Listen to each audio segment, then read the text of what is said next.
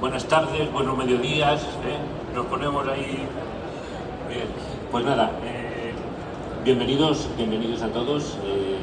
La intención con esta pequeña charla es presentaros un poco lo que supone el Passive House en nuestro país, porque no en todos los países se aplica de la misma forma, y sobre todo aplicado pues, a una de nuestras series, que es una presentación, la presentamos este año como novedad aquí en Beteco, que es la serie 85. ¿Vale? Por hacer un poco de historia de cómo está siendo pues, bueno, nuestro consumo de energía durante los dos últimos siglos. No, por supuesto, adelante. Hombre. Buenas, ¿qué tal, Olga? De alguna manera lo que pretendo es mostrar de dónde venimos y dónde estábamos yendo, que no quisiéramos seguir hasta, por lo menos por el mismo camino por donde hemos venido. En el siglo XIX estábamos acostumbrados pues, bueno, a calentarnos incluso a iluminarnos por mediación de lo que era fuego puro y duro. Teníamos pues, bueno, lo que era la leña y el carbón para poder producir energía y calentarnos, y de la misma manera pues el aceite para poder iluminarnos. No ha sido y de hecho esa ha sido la tendencia en los últimos, digamos, durante el siglo XX, ha sido lo que ha habido principalmente. No ha sido hasta el final del siglo XX que hemos empezado a ver algunas energías más ecológicas, más que de alguna manera no contaminaran tanto el medio ambiente. Entonces, es cuando aparecieron, pues bueno, toda la energía eólica, la hidráulica, todo lo que ha sido energía limpia de contaminantes se ha llevado sobre todo a cabo a finales del siglo XX. Y es ahora, en el siglo XXI, cuando de alguna manera nos estamos preocupando por, claro, todo vamos a decir, el desecho que dejan las energías que son fósiles. Nos estamos preocupando porque evidentemente nos estamos cargando el planeta, dicho rápidamente, ¿no? Entonces, para entender un poco lo que es al final lo que significa Passive House no es nada complicado, es simplemente aquella vivienda que prácticamente ni consume ni demanda energía, ¿vale? Para ello tenemos una serie de, vamos a decir, ha habido muchos conceptos, ¿vale? para poder minimizar el impacto de la energía y las pérdidas de energía que no hemos sabido aplicar durante muchos años, porque bueno, nos pensábamos que el mundo no se acababa nunca y que podíamos estar con esos consumos y y ensuciando el medio ambiente sin ningún tipo vamos, que era para toda la vida, que no había final, ¿no? Entonces, los fundamentos básicos de lo que son el Passive House son, sobre todo, el aislamiento térmico. ¿A qué me refiero con el aislamiento térmico? Ya no solo de las ventanas en sí, sino de todo lo que es la envolvente de lo que es una vivienda. Evidentemente, para ello pues, tenemos pues, lo que hoy en día se está llevando pues, las fachadas ventiladas, se está llevando lo que es el SATE, se está llevando cualquier tipo de aislamiento en las paredes, ¿vale? Por otro lado, tenemos también, evidentemente, y es lo que más nos ocupa a nosotros, son los huecos de las ventanas, ¿vale? Algo que no se había llevado nunca tan digamos, con una precisión tan importante es la orientación de las casas. Sí que lo hacían antiguamente, por ejemplo, en las casas de campo se tenía muy en cuenta sobre todo la orientación de las casas para aprovechar sobre todo en verano el calor, ¿vale? Y que en invierno no hiciera tanto frío en las casas, ¿vale?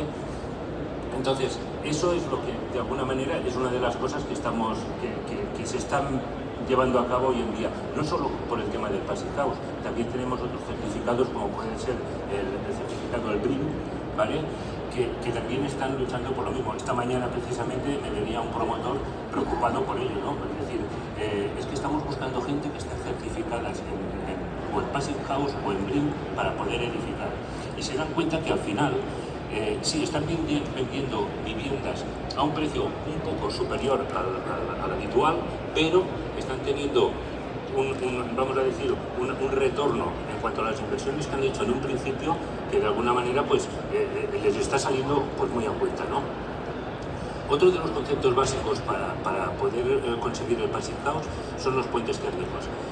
Eso supongo que la mayoría de aquí, si estáis en Beteco, sabéis lo que es un puente térmico, no como cuando nos toca explicarle a lo mejor a un particular esto viene de la rotura, que es lo que se rompe, etcétera, ¿no? Pues bueno, los puentes térmicos no solo se dan en las ventanas, sino que hay muchos en una vivienda también, los podemos encontrar en muchos sitios, y lo que se trata es de evitarlos, ¿vale? Por otro lado está un tema que, aunque parezca una contraposición, es muy lógico además, es la hermeticidad al aire. Es decir, las casas tienen que ser muy estancas. Luego vendrán con el código técnico de la edificación, hablando de la microventilación y que si tenemos que airear las casas, etcétera, etcétera, ¿no? En realidad, una cosa no está, no es opuesta a la otra. ¿Por qué? Porque nosotros tenemos, por ejemplo, ¿cómo diría yo? En cuanto tú coges a ver,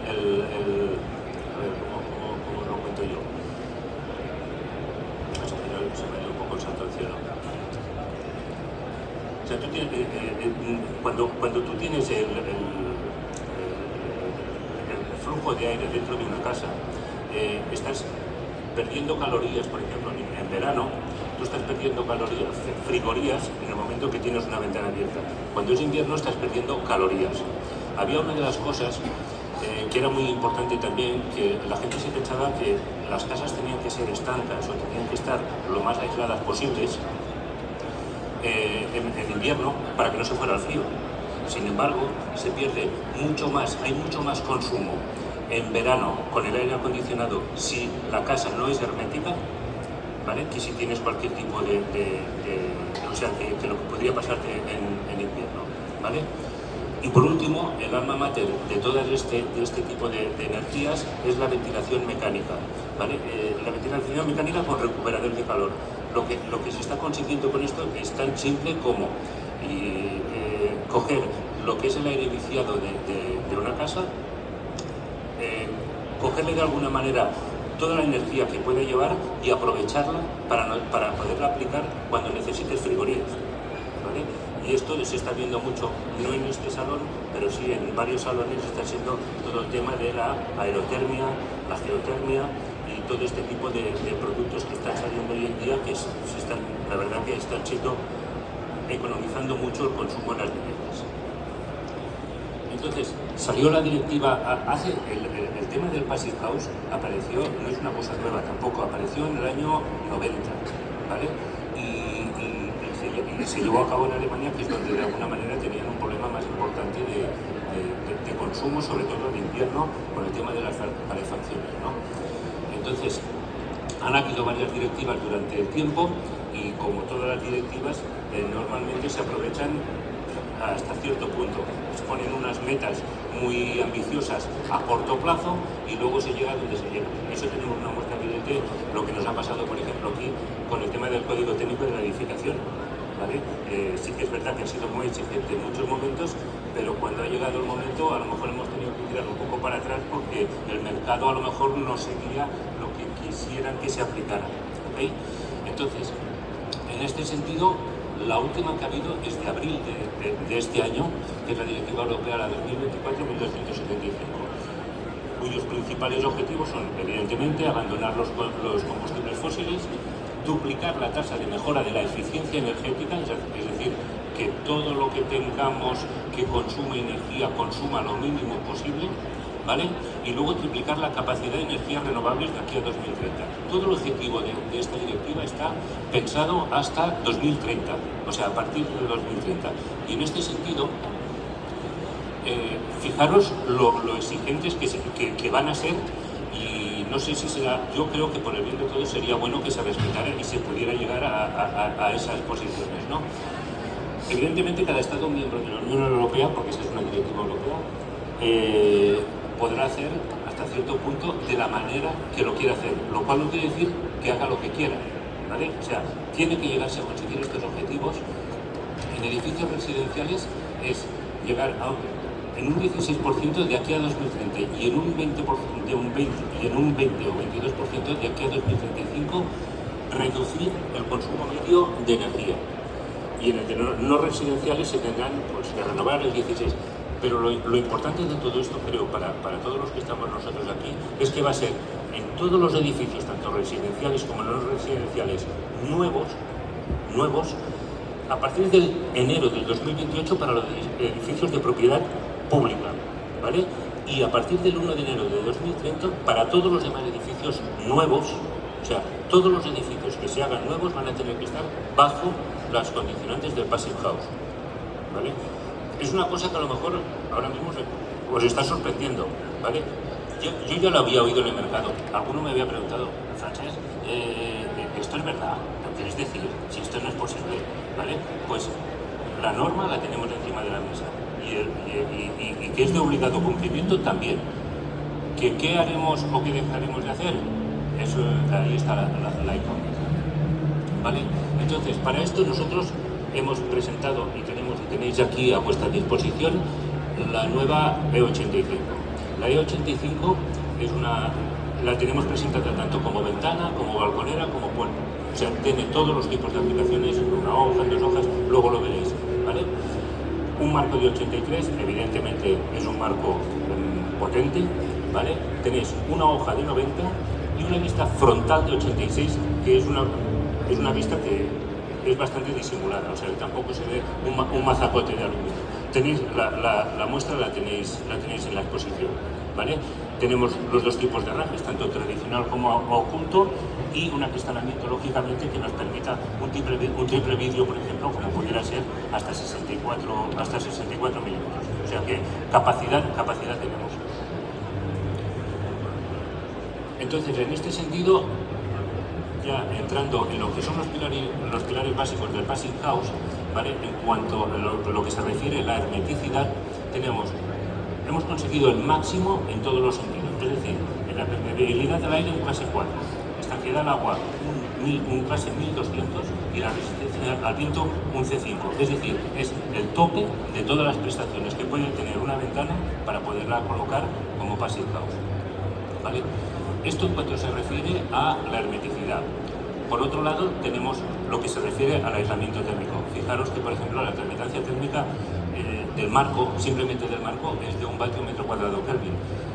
Esta transmitancia hace, pues qué sé yo, a lo mejor hace 7, 8, 9, 10 años, eran unas transmitancias que eran, vamos, imposibles de conseguir. Un 1 ya era el tope del tope. Hoy en día es lo mínimo que se requiere para poder tener un Passive House en marco. Fijaros que podemos llegar a una transmitancia térmica de 0,59 dependiendo del vídeo que lo colocamos, ¿vale? Entonces también otra de las cosas, evidentemente, con esto cacho ventanas, el aislamiento acústico también es importante. De alguna manera, pues bueno, también no solo son palabras lo que os estoy mostrando, la 85. Antes de presentarla, y como es típico en esta casa, en Estrual, todo ha sido testado antes de sacarlo al mercado. Las series se han presentado al mercado completamente, de forma completa. No sacamos un poquito para luego sacar más y demás, sino que son productos ya testados y certificados, ¿vale? Y aquí lo tenéis a vuestra disposición, el certificado, para cuando tengáis cualquier tipo de construcción. En este sentido, pues podéis tirar de nosotros para lo que necesitéis.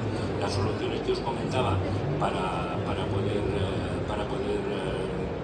aplicarlo a vuestras obras, pues bueno, aperturas exteriores, interiores, puertas de 1 a 2 hojas también siempre, o sea, lo que os comentaba antes, con todas las posibilidades que hay en el mercado para poder salir al mercado de una forma completa, militante e incluso 3 hojas. Pues nada, pues muchas gracias, y si hay alguna pregunta que queráis hacer y que yo pueda contestar, pues